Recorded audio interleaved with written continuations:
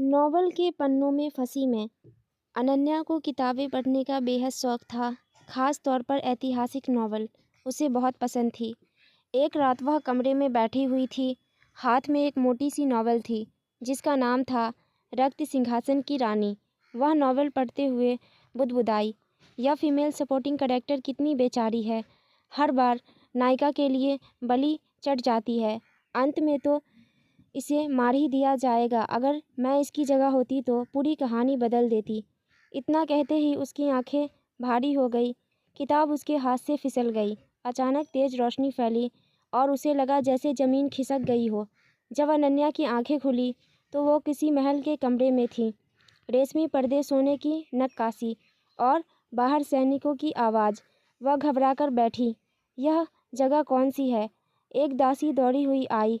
राजकुमारी अनन्या, आप ठीक तो हैं? यह सुनते ही उसका दिल कांप गया। राजकुमारी?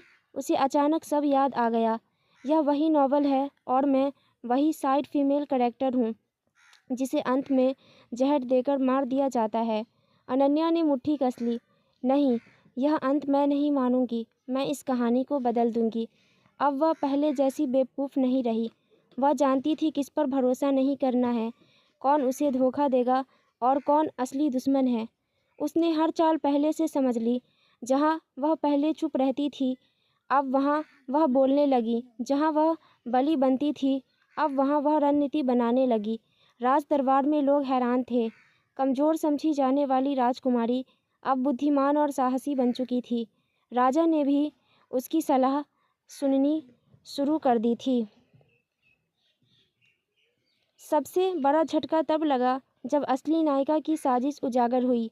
वह जो मासूम दिखती थी, असल में सिंहासन चाहती थी। अनन्या ने सच्चाई सबके सामने रखी। इस बार कहानी ने नया मोड़ लिया। जिस लड़की को मरना था वह अब राज्य की रक्षक बन गई और जिस नायिका को ताज मिलना था वह इतिहास बन गई। राजा ने घोषणा की, अनन्या ही इस राज्य की उत्तराधिकारी होगी। पूरा दरबार झुक गया। अनन्या ने मन ही मन कहा, मैं सपोर्टिंग कैरेक्टर नहीं हूँ, मैं अपनी कहानी की नायिका हूँ। और उसी पल नॉवेल का आखिरी पन्ना अपने आप बदल गया।